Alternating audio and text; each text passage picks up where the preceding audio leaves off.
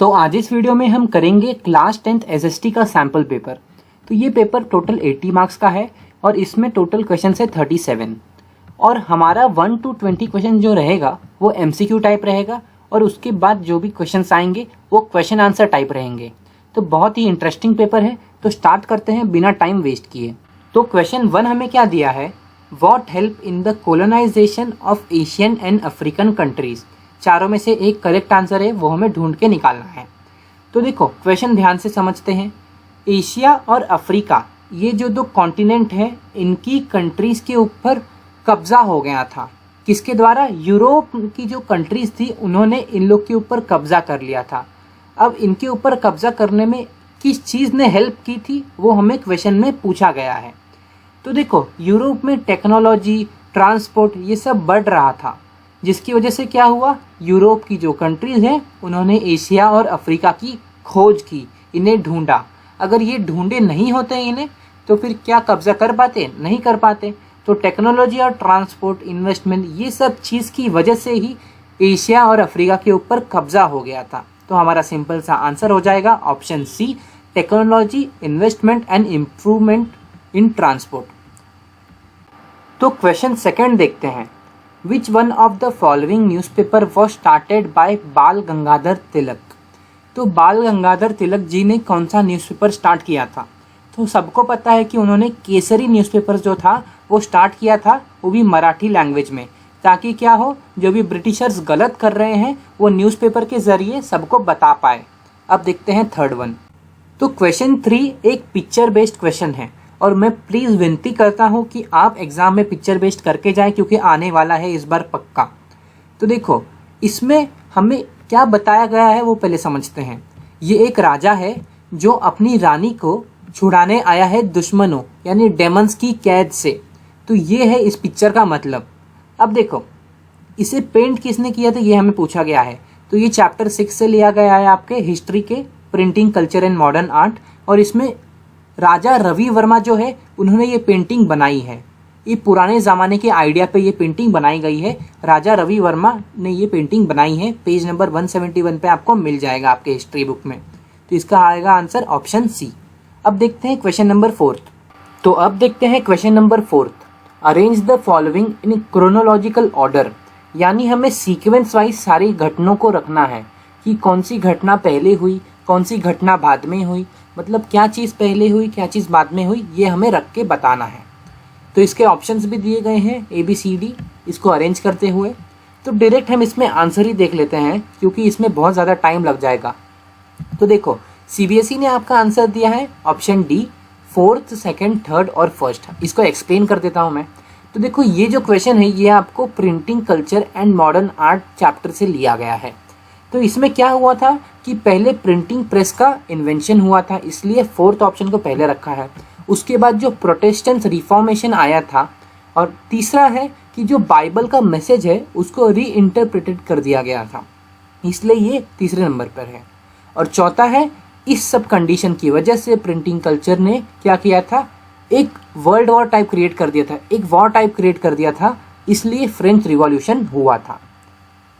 तो क्वेश्चन 5 देखते हैं। Identify the crop with the help of the following information. तो क्वेश्चन क्या है कि हमें कुछ इंफॉर्मेशन दिए गए हैं, उसके बेस पे हमें बताना है कि वो कौन सा क्रॉप है। तो देखते हैं इंफॉर्मेशन क्या दिया है। It is a crop which is used both as food and fodder. तो कुछ लोग को तो पहला लाइन समझते ही समझ गया होगा कि ये क्रॉप कौन सा है। तो पहले हम समझ लेते हैं, मुझे भी समझ गया है वैसे। तो ऐसा कौन सा क्रॉप है जिसको फूड और फोडर यानी खाने के लिए और चारा डालने के लिए दोनों के लिए यूज़ किया जाता है। तो ये और कुछ नहीं, मेज़ है, इससे यूज़ किया जाता है food as well as fodder के लिए। अब इसका टेम्परेचर रिक्वायरमेंट है 21 degree to 27 degree Celsius. Old alluvial soil में ग्रो होता है, बाकी सब तो आपको पता ही है। इसका आंसर हो जाएगा हमारा मेज़। पेज नंबर 83 पे आपकी ज्योग्राफी बुक में दिया है, आप चेक भी कर सकते हो। तो क्वेश्चन 6 देखते हैं। Which one of the following description of forest is not correct, यानी कि हमें 4 ऑप्शंस दिए गए हैं फॉरेस्ट के बारे में, उसमें से हमें बताना है कि कौन सा इनकरेक्ट है यानी करेक्ट नहीं है। तो देखते हैं। A, reserve forest, reservation of more than half of the forest. हाँ, आधे से ज़्यादा फॉरेस्ट को इंडिया में रिजर्व फॉरेस्ट के कैटेगरी में रखा गया है। तो फर्स्ट तो करेक्ट है। Protected forest, reservation of 1/3 of the forest. हाँ, 1/3 पार्ट का इंडिया का जो फॉरेस्ट है उसे प्रोटेक्टेड फॉरेस्ट की कैटेगरी में रखा गया है, ये भी करेक्ट है। अनक्लास्ड forest, reservation of forest under government and private individuals. तो ये भी करेक्ट है कि ऐसा फॉरेस्ट जो कि गवर्नमेंट और प्राइवेट इंडिविजुअल सबके अंडर आता है उसे हम अनक्लास्ड फॉरेस्ट बोलते हैं। अब ये 3 तो सही है, मतलब 4th वाला पक्का गलत होगा, लेकिन समझ लेते हैं क्या है। परमानेंट फॉरेस्ट, तो ऐसे फॉरेस्ट के बारे में तो हमने सुना ही नहीं है, तो इसके आगे हम देखेंगे ही नहीं, तो ये हो जाएगा हमारा D1 इनकरेक्ट। तो ये है हमारा आंसर, परमानेंट फॉरेस्ट। तो अब देखते हैं नेक्स्ट क्वेश्चन। तो क्वेश्चन 7 देखते हैं, मैच दी फॉलोइंग। तो इसमें हमें मैच करना है सिंपल सा। तो इधर हमें क्या दिया है, रिसोर्स दिया है और उसका एग्जाम्पल दिया है। जैसे रिन्यूएबल रिसोर्स हो गया, इसका इधर एग्जाम्पल दिया है। और मैं आपको इसमें एक ट्रिक भी बताऊंगा जिससे आप जल्दी सॉल्व कर पाओगे। तो देखो, renewable resource, forest and wild life. तो देखो पहले में ही हमें मिल गया कि ऐसे रिसोर्स जो रिन्यू हो सके उसे हम रिन्यूएबल बोलते हैं। तो फॉरेस्ट क्या है, रिन्यू हो सकता है, मतलब वापस आ सकता है, वापस उग सकता है। तो ये हो जाएगा हमारा A का 1। तो A का 1 देख लेते हैं कहाँ कहाँ है। तो ऑप्शन A या D में से ही हमारा कुछ होगा। सेकंड देखते हैं जिससे हमें समझ जाएगा, नॉन रिन्यूएबल रिसोर्स। अब ऐसे रिसोर्स जो रिन्यू नहीं हो सकते उसको हम नॉन रिन्यूएबल बोलते हैं। तो देखो इसका आ जाएगा हमारा मिनरल्स एंड फॉसिल फ्यूल्स, जो कि रिन्यू नहीं हो सकता।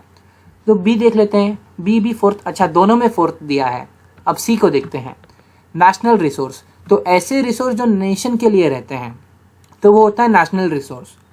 तो देखो इसका हो जाएगा हमारा रोड, कैनल्स एंड रेलवेज। तो एक कंट्री के अंदर आता है ये सब, तो ये हो जाएगा हमारा 3rd वन।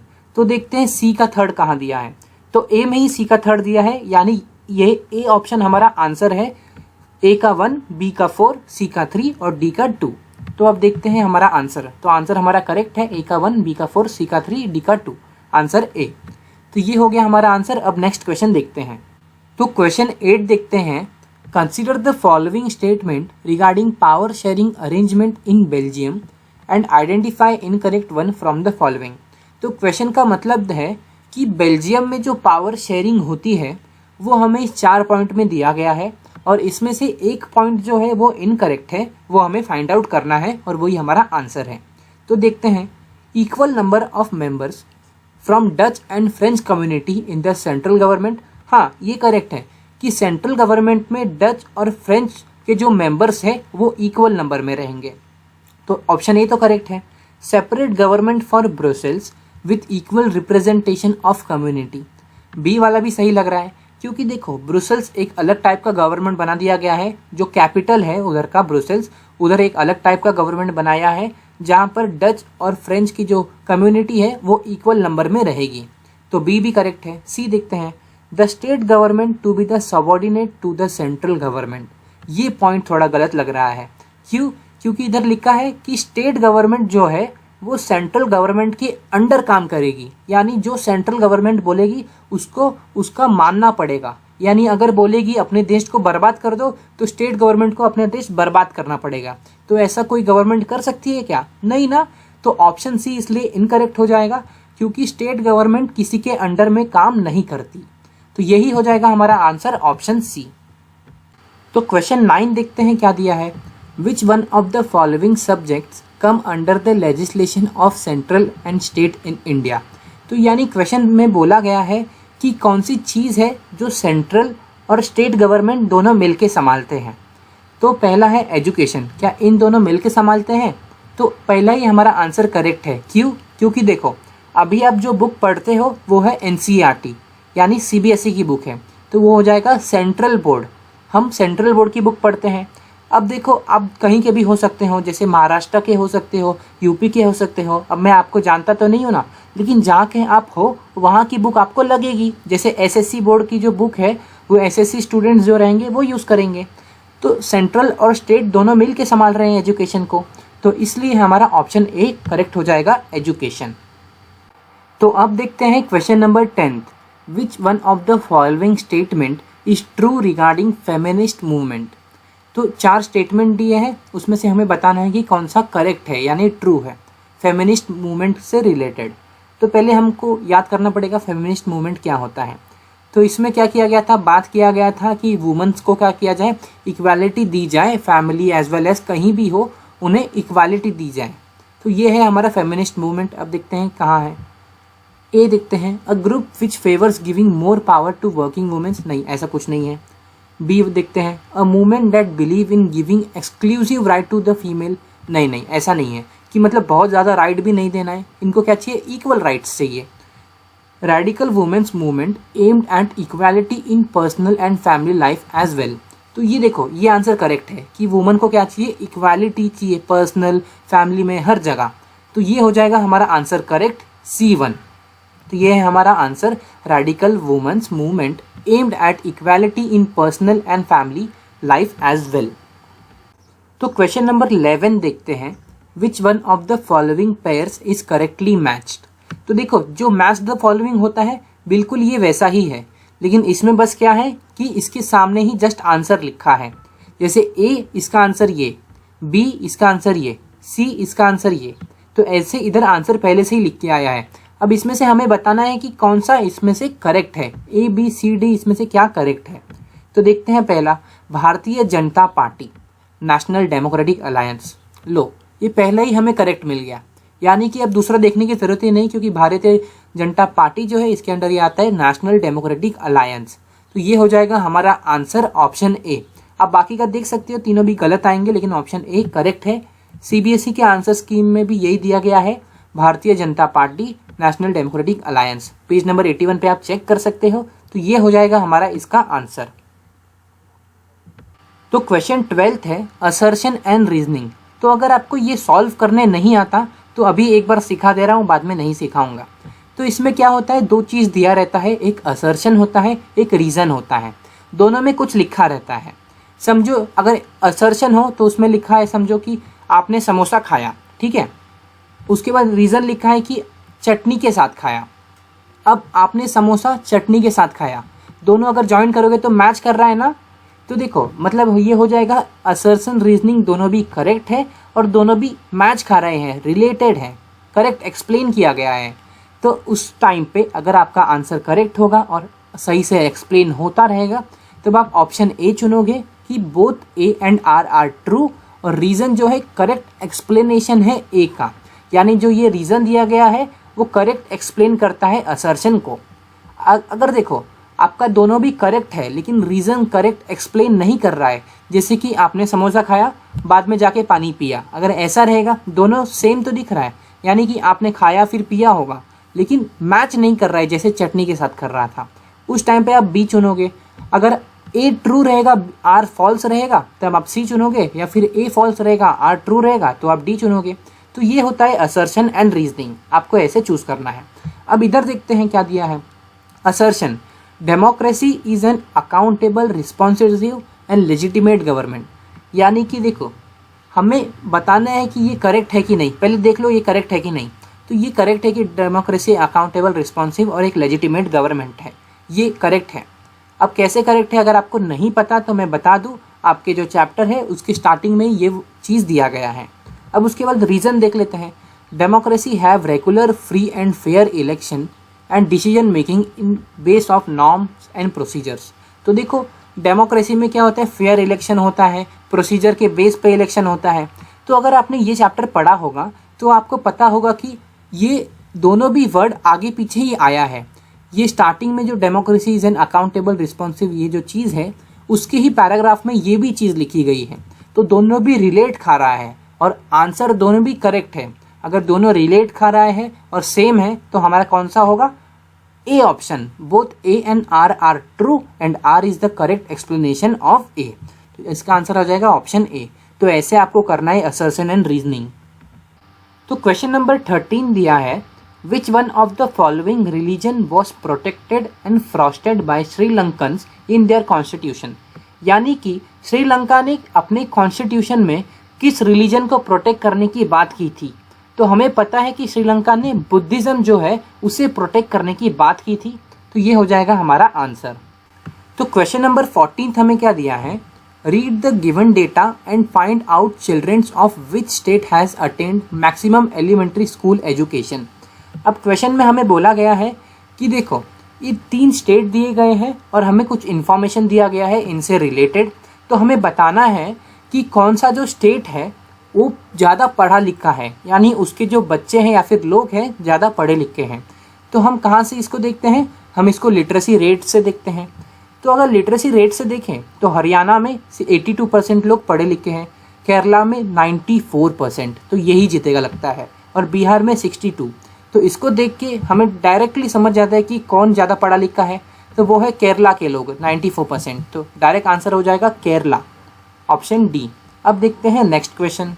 तो अब देखते हैं question number 15। Read the following data and select the appropriate option from the following. तो हमें डेटा दिया है, उसके बेस पे जो क्वेश्चन पूछा रहेगा उसका हमें आंसर देना है। तो पहले क्वेश्चन देख लेते हैं, उसके बाद डेटा देखेंगे। How much percentage of girls are not attending school. तो कितने परसेंट गर्ल है जो स्कूल अटेंड नहीं कर रही है, वो हमें पूछा गया है। तो गर्ल्स का देख लेते हैं, तो ये फीमेल का एरिया है, यहाँ ही होगा। तो स्कूल का इधर दिया गया है, percentage of rural children age 10 to 14 attending school.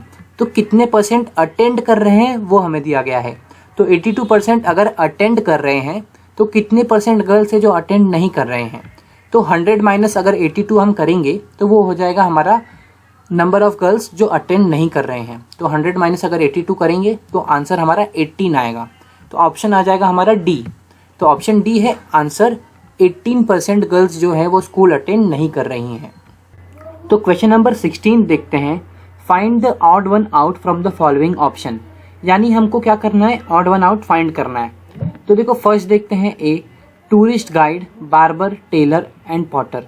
तो ये सब क्या है, ये तो कंट्री को सर्व करते हैं, पब्लिक को सर्व करते हैं, यानी ये तो नहीं होंगे क्योंकि तीनों भी सेम है। Teacher, doctor, vegetable vendor, lawyer, ये भी सेम वही सर्व करते हैं।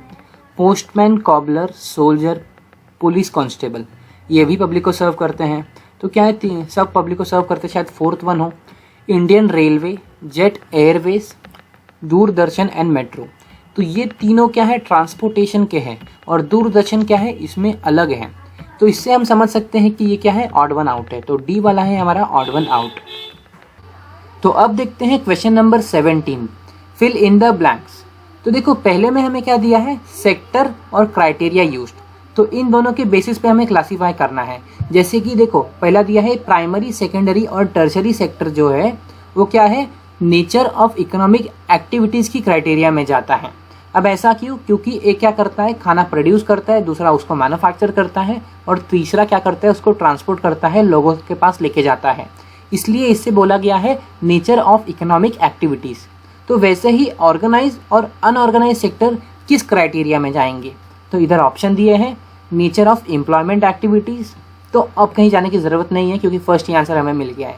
ऐसा क्यों, क्योंकि देखो ऑर्गेनाइज क्या है, ऑर्गेनाइज मतलब क्या होता है, गवर्नमेंट जॉब, और अनऑर्गेनाइज मतलब क्या होता है, प्राइवेट जॉब। अब आपको ये जॉब वर्ड से क्या समझ रहा है, जॉब वर्ड मतलब क्या होता है, एम्प्लॉयमेंट यानी रोजगार कब मिलेगा, जब आप जॉब करोगे। तो ऑर्गेनाइज और अनऑर्गेनाइज किस में जाता है, एम्प्लॉयमेंट में। तो आपका आंसर हो जाएगा ए, नेचर ऑफ एम्प्लॉयमेंट एक्टिविटीज। तो अब देखते हैं question number 18, read the information given below and select the correct option. यानी कि हमें कुछ इन्फॉर्मेशन दी है, उसको पढ़ना है, उसके बाद इन चारों में से एक ऑप्शन को सिलेक्ट करके हमारा आंसर देना है। तो देखते हैं क्या इन्फॉर्मेशन है।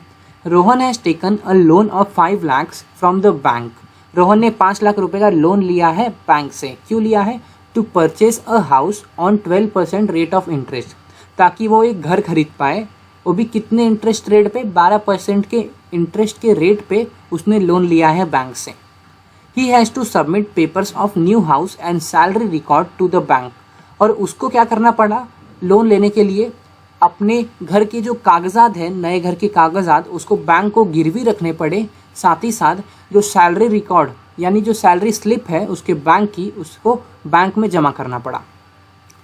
ये सब क्यों करना पड़ा, वही हमें पूछा है। What is this process called, यानी कि उससे उसके कागजात क्यों लिए गए और सैलरी रिकॉर्ड की स्लिप क्यों मांगी गई।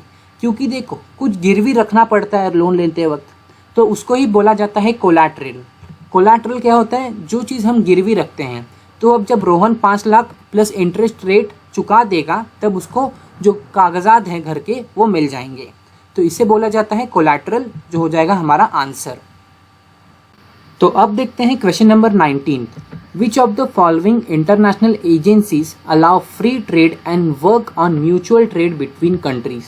तो क्वेश्चन क्या दिया है कि ऐसी कौन सी इंटरनेशनल एजेंसी है जो ट्रेड करने में मदद करती है एक देश से दूसरे देश के बीच में। तो हमें पता है कि WTO यानी वर्ल्ड ट्रेड ऑर्गेनाइजेशन जो है वो मदद करती है ट्रेड करने में एक देश से दूसरे देश के बीच में। तो हमारा हो जाएगा ऑप्शन ए आंसर। तो क्वेश्चन नंबर 20 हमें दिया है और ये लास्ट क्वेश्चन है MCQ टाइप का। Identify the correct statement about globalisation. तो ग्लोबलाइजेशन से रिलेटेड हमें करेक्ट स्टेटमेंट बताना है, और मतलब कोई दो ही है इसमें से करेक्ट, क्योंकि देखो दो ऑप्शन दिया है हर जगह, तो इन दोनों में से कोई दो ही करेक्ट है, वो हमें बताना है। Removal of barriers by the government, इसके ग्लोबलाइजेशन बोला जाता है क्या? हाँ, अगर गवर्नमेंट बैरियर हटाएगी तभी ट्रेड हो पाएगा। तो ऑप्शन ए तो करेक्ट है कि तभी ये ग्लोबलाइजेशन हो पाएगा। सेकंड है foreign companies are allowed to set up factories. हाँ, एक देश की कंट्रीज दूसरे देश में जाके फैक्ट्रीज को सेटअप कर सकती है, लेकिन उसके सरकार से सिर्फ परमिशन चाहिए रहती है। तो सेकंड भी राइट है। तो लगता है मुझे फर्स्ट और सेकंड ही आएगा, लेकिन तो भी देख लेते हैं थर्ड क्या है। Has enable all companies to increase their investment. तो ये ऐसा बिल्कुल नहीं है, सारे कंपनीज को इन्वेस्टमेंट करने को नहीं बोला गया है हर जगह। Has lesson foreign investment and foreign trade, नहीं, ऐसा भी नहीं है कि इसकी वजह से फॉरेन ट्रेड कम हो गया है या फिर फॉरेन इन्वेस्टमेंट कम हो गया है। तो अपना आंसर फर्स्ट और सेकंड ही है। अब देखते हैं कहाँ है फर्स्ट और सेकंड। तो फर्स्ट और सेकंड ऑप्शन ए में है, तो ऑप्शन ए ही हमारा हो जाएगा आंसर। तो अब देखते हैं सेक्शन बी। इसमें दिया है very short answer type question. तो 4 क्वेश्चन पूछे गए हैं सेक्शन बी में 2-2 मार्क्स के, और टोटल होता है 8 मार्क्स। CBSE ने बोला है कि अगर 2 मार्क्स के क्वेश्चन पूछे जाएंगे तो सिर्फ आपको 2 ही पॉइंट लिखना है, एक्स्ट्रा पॉइंट के आपको मार्क्स नहीं मिलेंगे। क्वेश्चन देखते हैं। Analyse any 2 factor that were responsible for great depression in America during 1929। तो क्वेश्चन में बोला गया है कि अमेरिका में ग्रेट डिप्रेशन क्यों हुआ था, उसके हमें 2 फैक्टर्स बताने हैं। तो देखते हैं आंसर। तो देखो, agriculture over production remained a problem and it was made worse by falling agriculture price.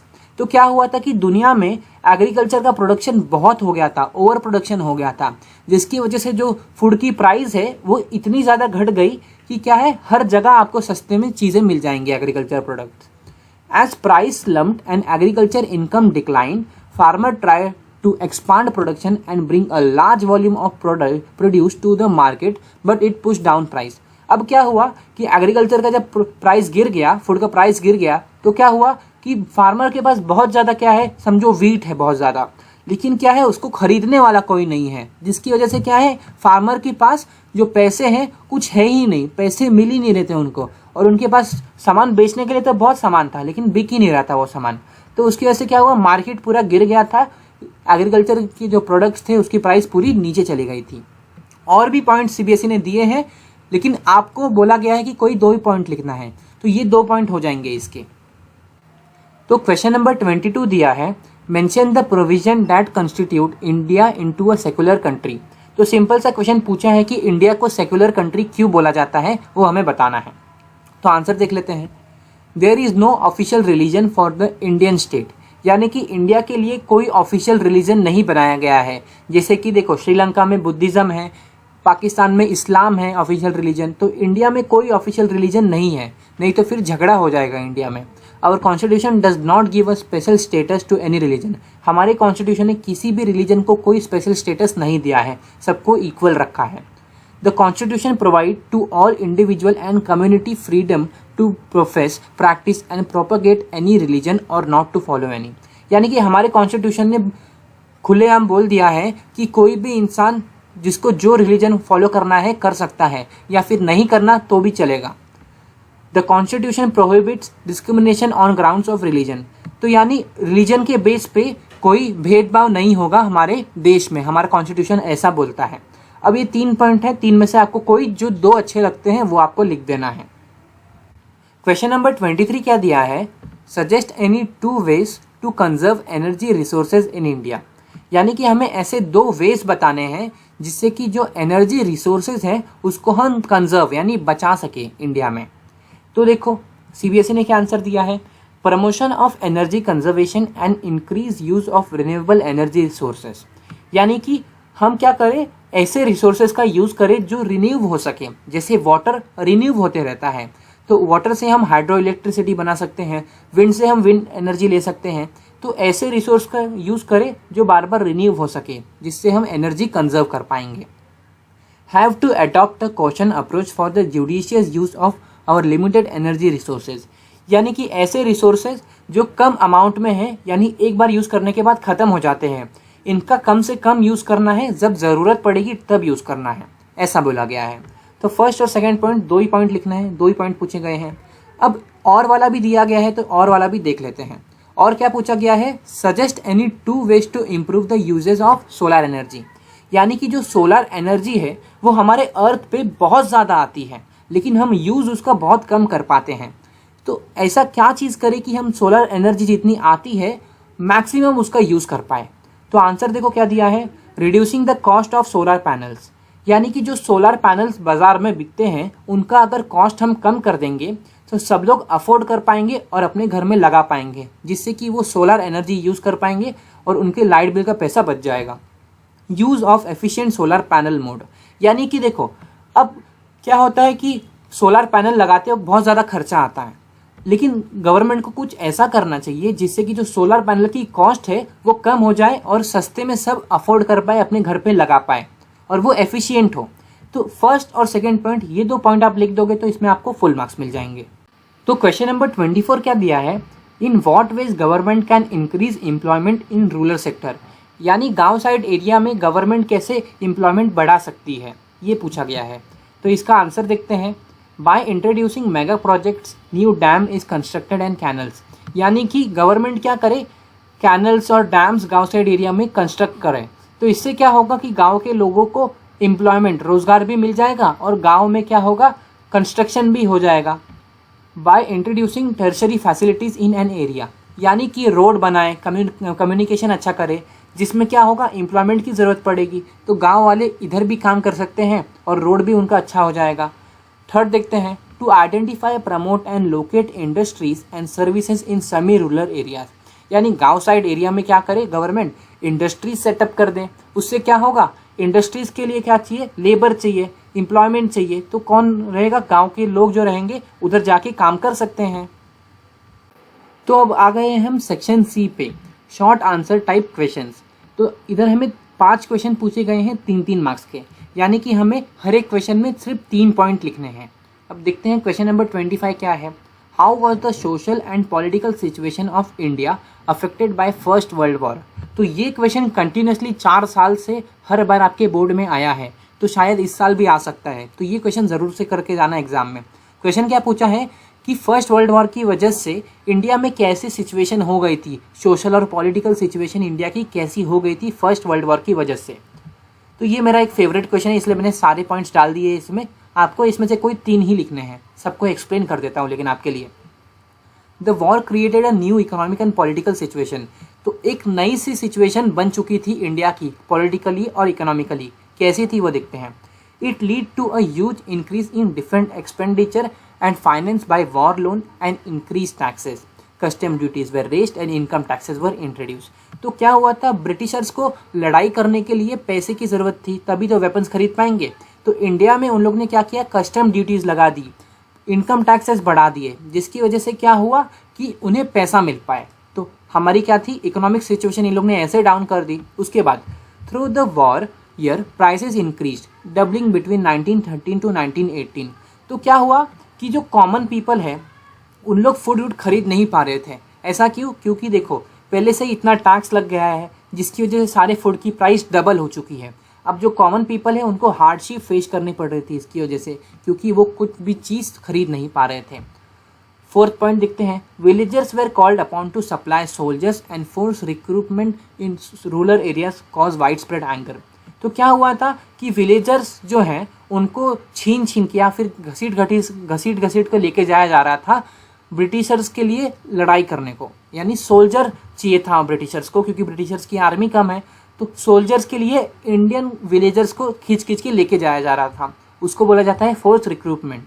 Fifth देखते हैं, crop failed in many parts of India resulting in acute shortage of food. और इस टाइम पे हमारी भी पनौती लगी थी कि क्या हुआ था कि इंडिया में क्रॉप फेल हो गया था, जिसकी वजह से फूड का भी शॉर्टेज आ गया। This was accompanied by an influenza epidemic, millions people perished as a result famine and the epidemic. तो क्या हुआ, लाखों लोगों की इसमें जान चली गई थी इसकी वजह से, क्योंकि एक बीमारी भी फैल गई थी। जैसे कोरोना वायरस फैला था वैसे ही एक इन्फ्लुएंजा एपिडेमिक फैली थी उस टाइम पे, 1918 के टाइम पे। तो ये सारी सिचुएशन थी इंडिया की उस टाइम पे। इसमें से कोई 3 पॉइंट लिखने हैं, स्टार्टिंग के 3 पॉइंट या 4 पॉइंट आप लिख दोगे तो बहुत है। तो अब देखते हैं question number 26। Examine the factor that influence the distribution pattern of railway network in India. यानी कि इंडिया में कैसे कैसे रेलवे नेटवर्क बिछाए गए हैं उसके बारे में हमें बताना है। तो आंसर देखते हैं। Physical and economic factor influence the distribution pattern of Indian railways. तो कुछ फिजिकल और इकोनॉमिक फैक्टर की बेस पे रेलवे नेटवर्क बिछाए जाते हैं। वो क्या है, पहले नॉर्दर्न प्लेन्स का देखते हैं। नॉर्दर्न प्लेन्स मतलब हमारा मैप देखोगे तो ऊपर वाला जो साइड रहता है वो नॉर्दर्न प्लेन्स आ गया। तो नॉर्दर्न प्लेन्स में क्या रहता है, लेवल लैंड, मतलब कि क्या रहते हैं, प्लेन ज़मीन रहती है। तो उधर क्या है, हम ट्रेन को बिछा सकते हैं। High population density and rich agriculture resource have favoured development of railway in this plain. तो इधर इसलिए बिछाना चाहिए रेलवे क्योंकि इधर की पॉपुलेशन बहुत ज़्यादा रहती है और इधर एग्रीकल्चर ही बहुत अच्छे से होता है। तो ज़्यादा लोग जहाँ रहते हैं वहाँ ही रेलवे बिछाई जाती है। However, a large number of river requirement construction of bridges across their wide river beds pose some obstacle। लेकिन इधर जब रेलवे बिछाएंगे तो उसके लिए इनको बहुत बार ब्रिजेस बनाने पड़ेंगे। क्यों? क्योंकि इधर बहुत सारे रिवर्स रहते हैं बीच में। अब देखते हैं second, peninsular region and the Himalaya region. मतलब कि वो जो पहाड़ वाली साइड रहती है वहाँ की बात हो रही है। अब इट इज़ अ हिली टेरेन, मतलब कि हिली टेरेन, ऊपर नीचे ऐसे ऊंच खाल जैसा रहता है वो है। The railway track are laid through low hills, gap और टनल्स। तो क्या होता है, यहाँ पर क्या करना पड़ता है, पहाड़ के नीचे से टनल निकालनी पड़ती है, पूरा पहाड़ खोदना पड़ता है नीचे से, या फिर क्या करना पड़ता है, उबड़ खाबड़ जो रास्ता रहता है वहाँ पे पटरी बिछाना पड़ेगा। इसलिए यहाँ पर जो कंस्ट्रक्शन है, ट्रेन का काम है, वो करना मुश्किल हो जाता है। So it is very difficult to lay the railway line. तो इधर बहुत ज़्यादा डिफिकल्टी होती है रेलवे लाइन बिछाने में।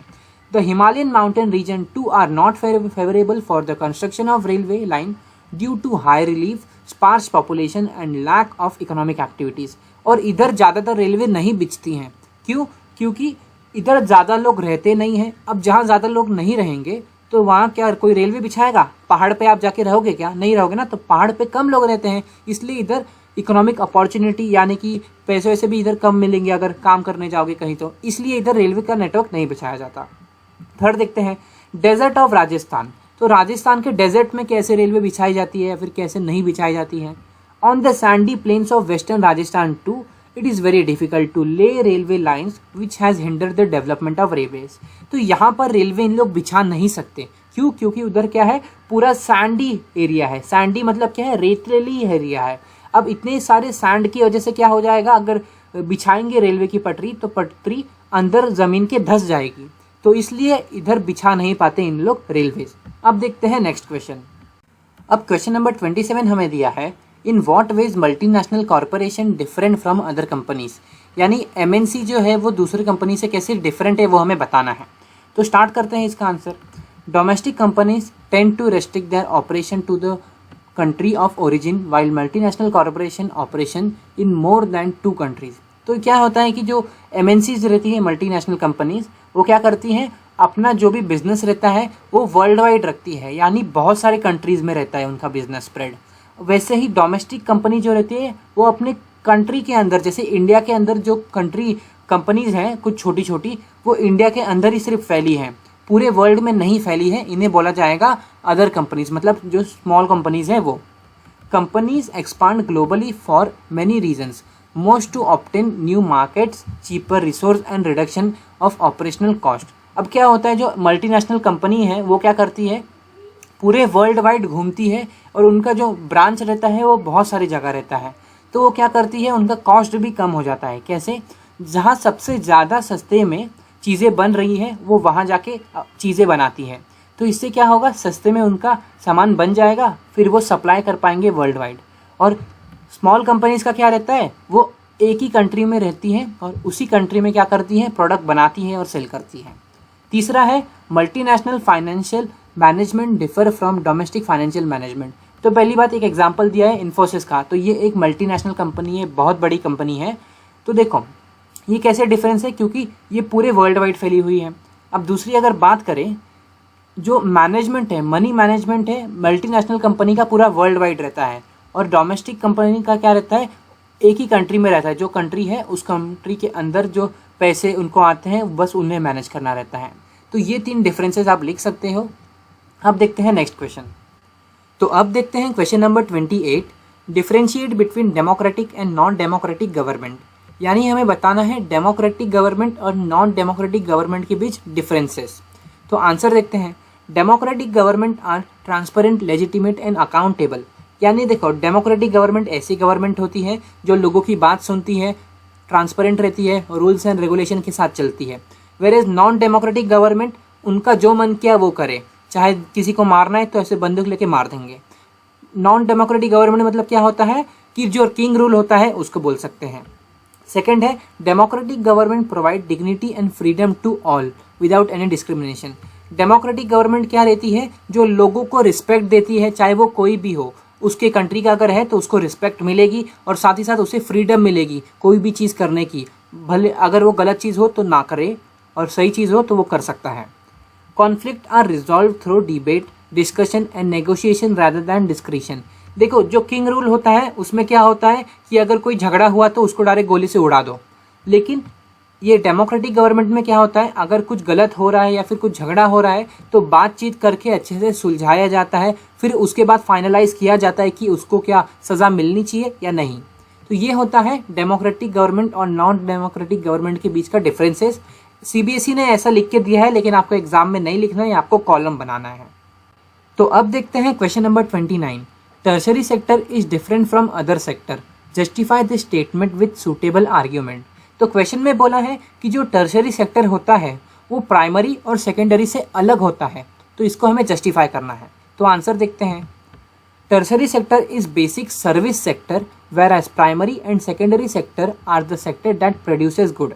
तो इसमें बोला गया है कि जो टर्शरी सेक्टर है वो आपको सर्विस प्रोवाइड करता है, वेयर एज जो प्राइमरी और सेकेंडरी है उसमें क्या होता है, फूड क्या होता है, बनता है और मैन्युफैक्चर होता है, तो इसलिए ये अलग है। दूसरा देखते हैं, tertiary sector support and help in the development of primary and secondary sector. देखो प्राइमरी और सेकेंडरी को हेल्प करता है ग्रो करने में टर्शरी सेक्टर, क्योंकि टर्शरी सेक्टर नहीं होगा तो लोगों को कुछ मिल नहीं पाएगा। Tertiary activities are an assistance for the production process. हाँ अब देखो सामान लाना ले जाना ये सब चीज़ के लिए क्या चाहिए रहेगा, सर्विस कौन देता है, टर्शरी सेक्टर।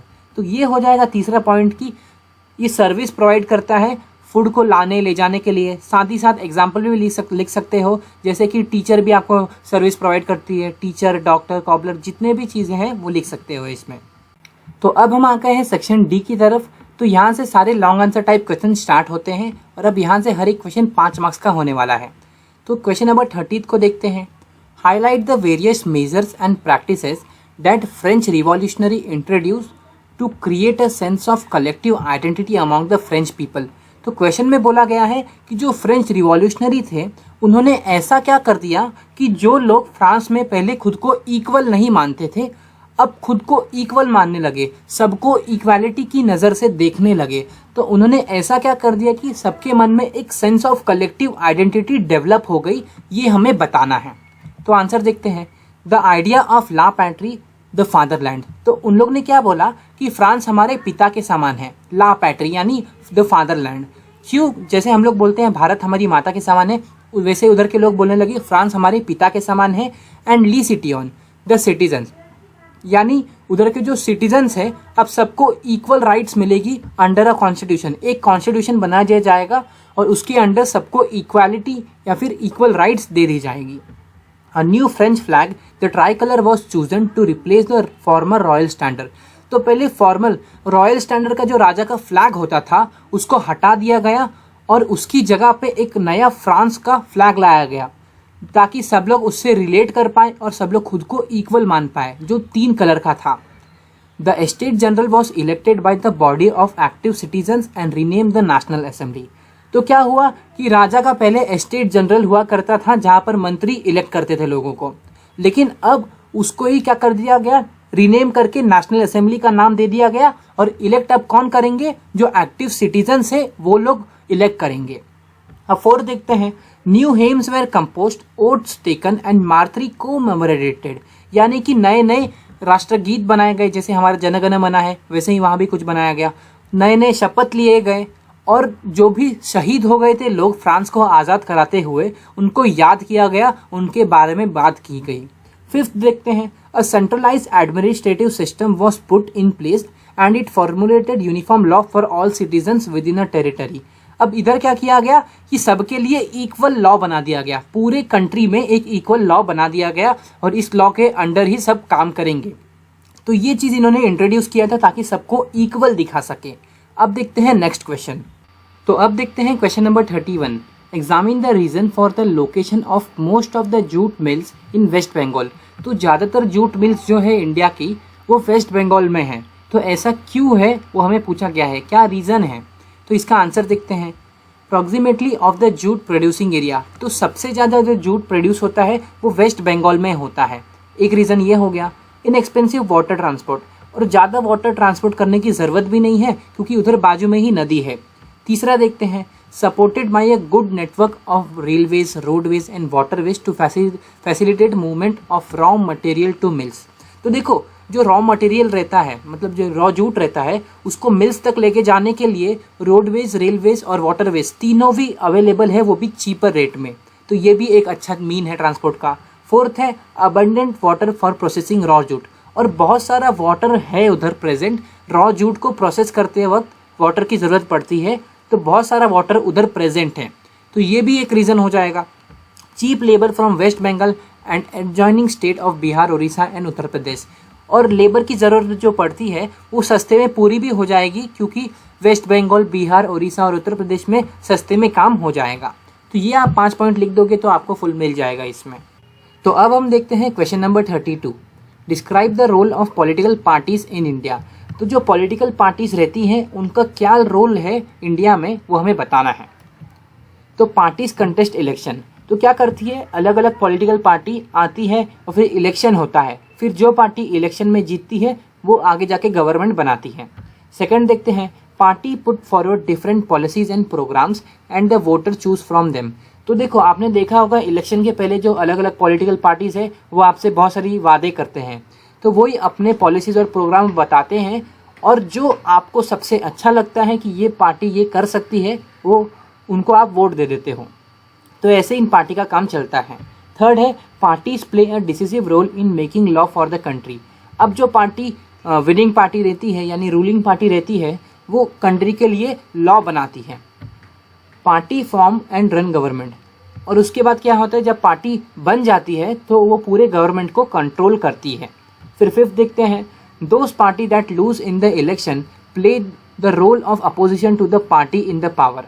अब क्या होता है कि बहुत सारी पार्टी रहती हैं लेकिन जो पार्टी हार जाती है इलेक्शन में तो वो क्या करती है, अपोजिशन पार्टी का काम करती है, यानी कि सामने वाली जो पार्टी है जो जीत गई है अगर वो कुछ गलत काम करती है तो वो आवाज़ उठाती है। कैसे, by watching different views and criticising government for failures और रॉन्ग पॉलिसीज। अगर गवर्नमेंट कुछ रॉन्ग पॉलिसीज निकालती है या फिर कुछ फेल हो जाती है कुछ काम करने में तो ये क्या करती है, अपोजिशन पार्टी वो आवाज़ उठाती है, बोलती है कि इन लोग गलत कर रहे हैं। तो ऐसे चलता है पॉलिटिकल पार्टीज इन इंडिया। तो अब देखते हैं नेक्स्ट क्वेश्चन। तो अब देखते हैं question number 33, explain the role of self help group in rural areas. तो सेल्फ हेल्प ग्रुप क्या होता है उसके बारे में हमें बताना है, और करके भी दूसरा क्वेश्चन दिया है, मतलब कि आप पहला या दूसरा दोनों में से कोई एक कर सकते हो। तो यहाँ हम दोनों भी करेंगे, एक एक करके देखते हैं। तो फर्स्ट है कि सेल्फ हेल्प ग्रुप क्या होता है। तो देखो ये पहले बता दो क्या रहता है।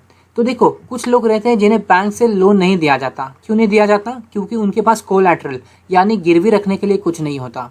तो ये ऐसे ग्रुप हैं जो बिना किसी चीज़ का गिरवी रखे लोन देते हैं, तो इन्हें बोला जाता है सेल्फ हेल्प ग्रुप। अब ये क्या रहते हैं अच्छे से समझते हैं। तो देखो इसमें क्या रहता है, ज़्यादातर वुमेन्स ही रहती हैं जो अपने सेविंग्स को क्या करती हैं, इकट्ठा करती है। इसमें टोटल 15 से 20 मेंबर रहते हैं, मतलब वुमेन मैन जो भी हैं मेंबर रहते हैं, और क्या करते हैं वो एक नेबरहुड के बिलोंग करते हैं ज़्यादातर। जैसे कि आपके सोसाइटी में जितने लोग हैं वो, वैसे ही एक नेबरहुड के जो लोग हैं वो आते हैं और क्या करते हैं, कुछ सेविंग्स इकट्ठा करते हैं जो भी उन्होंने जुटाई हो। जैसे कि कोई 25 रुपये देता है, कोई 100, मतलब जितना जिसकी कैपेसिटी है वो उतना दे देता है। उसके बाद क्या होता है, members can take small loan from the group itself to meet their needs. अब क्या हुआ कि 15 से 20 लोग जो हैं उस ग्रुप में, उन लोग में से किसी को भी अगर कोई नीड है पैसे का, तो उस ग्रुप में से क्या कर सकता है, वो लोन ले सकता है। अब वो लोन लेगा बिना किसी कोलैटरल के, और उसके ऊपर एकदम कम इंटरेस्ट लगेगा, जितना कि मनी लेंडर लेता है उससे बहुत ही कम लगेगा इंटरेस्ट। इससे क्या होगा कि जो सामने वाला जो लोन ले रहा है वो लोन भी चुका पाएगा और उसका ज़्यादा लॉस भी नहीं होगा। उसके बाद आफ्टर अ ईयर और 2 if the group is regular in saving it become eligible for availing loan from the bank. अब देखो 1 या 2 साल तक अगर ये प्रोसेस कंटिन्यूसली चलता रहा, यानी कि मतलब लोग लोन ले रहे हैं और पैसा टाइम पे चुका रहे हैं, तो ऐसा चलता रहा, तो इससे क्या होगा कि इन लोग एलिजिबल हो जाएंगे बैंक से लोन लेने के लिए, यानी बैंक बिना कोई कोलैटरल के इन्हें लोन दे देगा। तो ये हो जाएगा क्वेश्चन नंबर 33 का फर्स्ट वन। अगर और वाला आपको क्वेश्चन करना है तो ये रहा, explain the significance of reserve bank of India in the Indian economy. तो रिजर्व बैंक ऑफ इंडिया क्या होता है इसके बारे में हमें पूछा है, तो देखते हैं। It supervise the functioning of formal source of loan. तो रिजर्व बैंक ऑफ इंडिया क्या काम करता है, ये सुपरवाइज करता है, यानी चेक करता है जितने भी बैंक है पूरे कंट्री में उनको, कि वो क्या कर रहे हैं, जो लोन दे रहे हैं लेकिन ज़्यादा इंटरेस्ट रेट तो नहीं रख रहे हैं, ये चेक करता है। दूसरा, the bank maintain a minimum cash balance out of the deposit they receive. तो ये चेक करता है कि जो बैंक है उसके पास कैश अवेलेबल रहना चाहिए, जो भी जिसको भी निकालना हो उसको देने के लिए। तीसरा है, the RBI monitors that the bank actually maintains the cash balance. तो आरबीआई चेक करता है कि बैंक के पास कैश रेडी रहना चाहिए जब किसी को ज़रूरत पड़े उसे देने के लिए, ना कि वो सारा जो कैश है वो लोन में किसी को दे दे। तो कुछ कैश बैंक के पास रहना चाहिए ताकि किसी को ज़रूरत है कि तो वो बैंक से निकाल सके। फिर फोर्थ है, the RBI sees that the bank give loan not just for profit making businesses and trade. मतलब आरबीआई ये भी चेक करती है कि बैंक सिर्फ बिजनेसमैन्स और ट्रेडर्स को ही लोन नहीं देती, बल्कि बैंक को जो छोटे छोटे स्मॉल कल्टीवेटर्स हैं, जो फार्मर्स हैं, उनको भी लोन देना चाहिए। बैंक को सबको लोन देना चाहिए, ना कि सिर्फ अपनी प्रॉफिट के लिए बिजनेसमैन्स को ही देना चाहिए। तो आरबीआई ऐसा भी चेक करती है। फिर फिफ्थ देखते हैं, periodically bank have to submit information to RBI and on how much they are lending to whom at what interest rate. तो क्या होता है, पूरे साल जब 1 साल गुजर जाता है तो आरबीआई एक चिट मांगता है, एक बहुत बड़ी स्लिप मांगता है, जिसमें बैंक बताती है कि उसने कहाँ कितना पैसा भेजा और उससे कितना इंटरेस्ट रेट पे उस लोन को दिया। तो ये सब चीज़ होती है रिजर्व बैंक ऑफ इंडिया में। तो अब हम पहुंच चुके हैं सेक्शन ई की तरफ। यहाँ से केस बेस्ड क्वेश्चन हमारा स्टार्ट होता है और 3 केस दिए गए हैं 4-4 मार्क्स के। तो स्टार्ट करते हैं फर्स्ट वाला, read the source given below and answer the question that follows.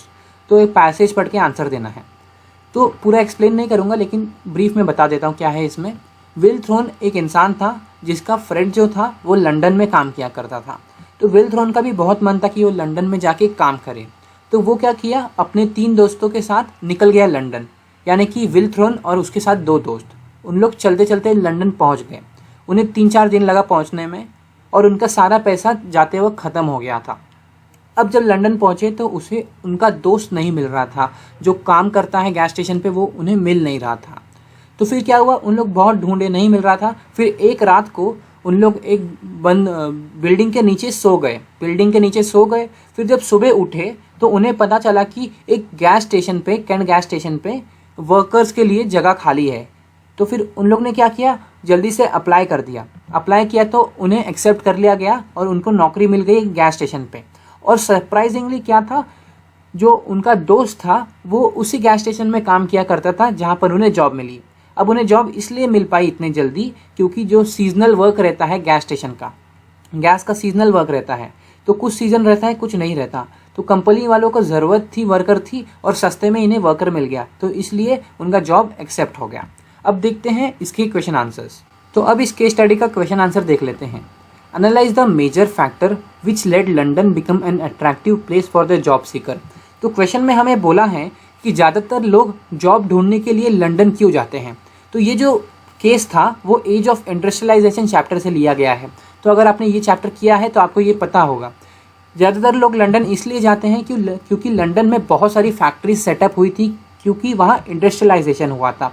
अब फैक्ट्रीज के लिए लेबर चाहिए, इसलिए सब जाते हैं जॉब की अपॉर्चुनिटी में लंदन। समझे। अब सेकंड देखते हैं, analyse the reason for the appointment of will throne by the old cant gaswork. तो इस क्वेश्चन में हमें बोला है कि जो विल थ्रोन था उसने जैसे ही जॉब के लिए अप्लाई किया उसको जॉब में ले लिया गया बिना कुछ उससे पूछे। तो ऐसा क्यों है। तो देखो ऐसा क्यों है, क्योंकि जो गैस वर्क रहता है वो सीजनल रहता है, यानी थोड़े टाइम के लिए ही रहता है। तो थोड़े टाइम के लिए कंपनी वाले को लेबर की ज़रूरत थी। तो क्या था, विल थ्रोन सस्ते में काम करने के लिए रेडी था। तो बस और क्या चाहिए, सस्ते में अगर काम मिल रहा है तो फिर क्या करेंगे, कंपनी वाले उसको ले लेंगे। तो इसलिए विल थ्रोन को ले लिया गया। अब तीसरा देखो, examine the preference of hand labour over machine by the industrialist of Victorian Britain. तो क्वेश्चन में बोला गया है कि ज़्यादातर लोग हैंड लेबर पसंद करते हैं मशीन से ज़्यादा। ऐसा क्यों है, हैंड से काम करना सब पसंद करते हैं मशीन से ज़्यादा। तो देखो इसका रीज़न तो सिंपल से ये हो जाएगा कि मशीन बहुत महंगी आती है, इसलिए सब ले नहीं पाते। दूसरा ये रहता है कि मशीन को मेंटेन करने के लिए क्या चाहिए, पैसे चाहिए। अगर कुछ गड़बड़ हो गया तो उसको रिपेयर करने में भी डिफ़िकल्टी होती है। और लेबर क्या रहता है, लेबर सस्ते में मिल जाता है। तो इसलिए ज़्यादातर सब लोग हैंड लेबर को पसंद करते हैं, प्रीफर करते हैं। तो यही सारा पॉइंट है, इसमें से कोई 2 पॉइंट लिखना है क्योंकि 2 मार्क्स का पूछा गया है। तो बस अब देखते हैं नेक्स्ट केस। तो अब देखते हैं अगला केस बेस जो कि दिया है नर्मदा बचाओ आंदोलन पे। तो ये आपका वाटर रिसोर्स चैप्टर से आया है और ये जो पैरा है मैंने पढ़ा है, उतना इंपॉर्टेंट नहीं है क्योंकि जो आपने वाटर रिसोर्स चैप्टर में पढ़ा है सेम एज इट इज़ वही क्वेश्चंस पूछे गए हैं। तो एग्जाम में आते हैं तो पहले आप पैरा पढ़ना उसके बाद आंसर देना, लेकिन इधर हमको पता है इसलिए डायरेक्ट आंसर पे चलते हैं।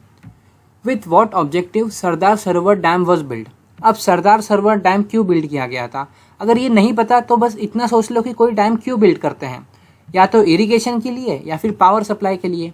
अगर वो भी नहीं है तो फिर क्या है, अगर कोई जगह पे समझो पानी की कमी है तो वहाँ पानी पहुँचाने के लिए। तो ये सारे रीज़न से डैम बिल्ड किया जाता है। तो कोई भी एक लिख दोगे उसका आंसर हो जाएगा आपका। सेकंड है analyse the reason of protested by the tribal people.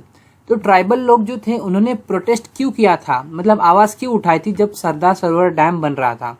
Simple सी बात है, क्योंकि देखो जहाँ उन लोग रहते थे वहाँ ही डैम बना रहे थे, तो क्या करना पड़ा इन्हें, जगह शिफ्ट करनी पड़ी रहने के लिए। तो इसलिए जो ट्राइबल पीपल थे वो प्रोटेस्ट कर रहे थे। वो लिख सकते हो कि यूज डिस्प्लेसमेंट ऑफ पीपल, उनका लाइवलीहुड बर्बाद हो गया था जिसके कारण उन लोग ने अपोज किया था, प्रोटेस्ट किया था उनको। तो इन चारों में से कुछ भी एक लिख दो, आपका आंसर हो जाएगा। तीसरा देखते हैं, तीसरा दिया है highlight the issue on which save Narmada movement worked on. तो सेव नर्मदा मूवमेंट क्या है, तो ये भी सेम वैसा ही है कि मतलब जैसे फॉरेस्ट की ज़्यादा कटिंग हो रही थी, इसलिए क्या बोला कि इन्वायरमेंटल इशू की वजह से सेव नर्मदा मूवमेंट को चलाया गया था। और फिर लोगों को अपना घर छोड़ के जाना पड़ रहा था दूसरी जगह रहने के लिए। तो इस सारे रीज़न से सेव नर्मदा मूवमेंट जो था वो मतलब बोल सकते हैं लॉन्च हुआ था, वही हमें हाईलाइट करना था। तो इनमें से कोई 2 ही पॉइंट लिखना है, तो 2 पॉइंट लिखोगे तो आपके लिए बस है। तो अब चलते हैं अगले केस बेस पे। तो अब हम करते हैं हमारा लास्ट केस बेस जो कि दिया है पावर शेयरिंग चैप्टर के ऊपर। तो अगर आपने पावर शेयरिंग चैप्टर कर रखा है तो ये केस पढ़ने की आपको ज़रूरत नहीं है क्योंकि सेम टू सेम पैराग्राफ उठ के आया है। तो डायरेक्ट हम चलते हैं इसके क्वेश्चन आंसर की तरफ। लेकिन एग्जाम में अगर केस आता है तो पहले आप केस पढ़ना, उसके बाद क्वेश्चन अटेम्प्ट करना। तो क्वेश्चन 1 दिया है power sharing is an essential component of democracy, give one example to prove the statement. तो मतलब कि एक डेमोक्रेसी में पावर शेयरिंग होना ज़रूरी है, ऐसा क्यों है वही हमें पूछा गया है। क्योंकि आप सिंपल सा लिख सकते हो कि जहाँ पावर शेयर होती है वहाँ पर लड़ाई के होने के चांसेस कम रहते हैं, इसलिए पावर शेयरिंग होना ज़रूरी है। तो ये लिख दो, it help in reducing the possibility of conflict between the social groups. Social group के बीच में जो कॉन्फ्लिक्ट होता है उसको रिड्यूस कर देता है, इसलिए पावर शेयरिंग होना ज़रूरी है डेमोक्रेसी में। तो फर्स्ट वाला ये पॉइंट लिख दो, ये ज़्यादा रिलेवेंट लग रहा है। या फिर देखो, power sharing is a good way to ensure the stability of political order, यानी गवर्नमेंट को स्टेबल रखने के लिए भी पावर शेयरिंग करना ज़रूरी है। दोनों में से कोई एक पॉइंट लिख दो, आपका आंसर हो जाएगा। अब अगला देखते हैं, how is alliance building an example of power sharing. यानी कि देखो जो अलायंस रहती है, अलायंस मतलब जब 2 या 2 से ज़्यादा पार्टी मिलके गवर्नमेंट बनाती हैं। अब 2 या 2 से ज़्यादा पार्टी मिलके जो गवर्नमेंट बनाती है, ये इसको पावर शेयरिंग कैसे बोलेंगे। तो देखो सिंपल सी बात है, जब इन लोग गवर्नमेंट बनाएंगे 2 से 3 पार्टी मिलके, तब पावर तीनों पार्टी के हाथ में डिवाइड होगी। जब पावर तीनों पार्टी के हाथ में डिवाइड होगी तब पावर शेयरिंग होगा। तो सिंपल सा यही लिख देना। देखो इन दोनों में से कोई एक पॉइंट लिखोगे तो बहुत है, क्योंकि 1 मार्क्स का ही है। जो मैंने एक्सप्लेन किया वही लिखा है इधर। तो अब देखते हैं लास्ट वाला, how political parties, pressure groups, movement help in controlling और influencing those who are in power. तो क्वेश्चन में हमें बोला है कि जो कुछ पॉलिटिकल पार्टीज, प्रेशर ग्रुप्स रहते हैं वो इन्फ्लुएंस कैसे करते हैं उन लोगों को जो कि पावर में हैं। उन लोग इन्फ्लुएंस ऐसे करते हैं कि उनके पास फ्रीडम ऑफ चॉइस रहता है। तो उन लोग कोई भी पार्टी को इलेक्ट कर सकते हैं जो कि अच्छा काम कर रही है, क्योंकि बहुत सारा कंपटीशन रहता है अलग अलग पार्टीज के बीच में। तो आपके पास चॉइस रहती है कि आप किसी को इलेक्ट करना चाहो कर सकते हो। Such competition ensure that power does not remain in one hand. अब इससे ये होता है जब हजारों पार्टी एक साथ कॉम्पीट करती हैं, तब जो कोई अच्छी पार्टी उभर के आती है उसके हाथ में पावर जाती है, आप उसको इलेक्ट करते हो। तो इससे ये हम समझ सकते हैं कि पावर एक ही पार्टी के हाथ में नहीं रह सकती। अगर उसकी जगह कोई दूसरी पार्टी अच्छा काम कर रही है तो अगली बार वोट उसको मिल जाएगा। तो ये था हमारा जो लास्ट क्वेश्चन था। अब हम चलते हैं मैप बेस्ड क्वेश्चन की तरफ, जो कि हमारा लास्ट सेक्शन है। मैप बेस्ड क्वेश्चन हमें 5 मार्क्स का पूछा गया है 2 पार्ट में, एक है 2 मार्क्स का, एक है 3 मार्क्स का। तो पहले देखते हैं 2 मार्क्स का। 2 मार्क्स में हमें 2 प्लेस मार्क करके दिया है, ए और बी मैप पे, हमें बताना है वो कौन सा प्लेस है। तो चलो देखते हैं।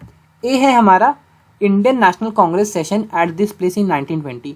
तो 1920 में जो नेशनल कांग्रेस सेशन हुआ था वो कहाँ हुआ था, बस आपको एक जगह याद हो जाएगी तो बहुत ईजी है, कलकत्ता में हुआ था, जो आप इधर मार्क करोगे, कलकत्ता में हुआ था। Second, the place where Mahatma Gandhi broke salt law. तो महात्मा गांधी जी ने कहाँ सॉल्ट लॉ ब्रोक किया था, गुजरात में, और गुजरात में कहाँ, दांडी में। तो आप लिख सकते हो। अब सेकंड क्या दिया है, सेकंड दिया है on the same outline of the map of India locate and label any 3 of the following with suitable symbol. तो ये इनमें से कोई 3 को लोकेट करना है, हम चारों को कर देंगे। पहला है हीराकुंड डैम, हीराकुंड डैम आप इधर ओडिशा में लोकेट करोगे। फिर दूसरा है तारापुरा एटॉमिक पावर स्टेशन, तो आप उसको इधर लोकेट करोगे महाराष्ट्र में। तीसरा है नोएडा सॉफ्टवेयर टेक्नोलॉजी पार्क, तो वो आप उत्तर प्रदेश में लोकेट करोगे इस जगह पे, उधर नीचे मत कर देना, एकदम इधर ही करना। और चौथा है कोची पोर्ट, तो कोची पोर्ट केरला में है, तो आप केरला में एकदम मिडिल में लोकेट करोगे। तो इसी के साथ हम लोग का मैप बेस्ड क्वेश्चन भी कंप्लीट होता है। वीडियो अच्छी लगी तो वीडियो को लाइक कर देना, चैनल को सब्सक्राइब करना बिल्कुल मत भूलना, और आपको कौन सा दूसरा सैम्पल पेपर चाहिए वो कमेंट में ज़रूर से बता देना।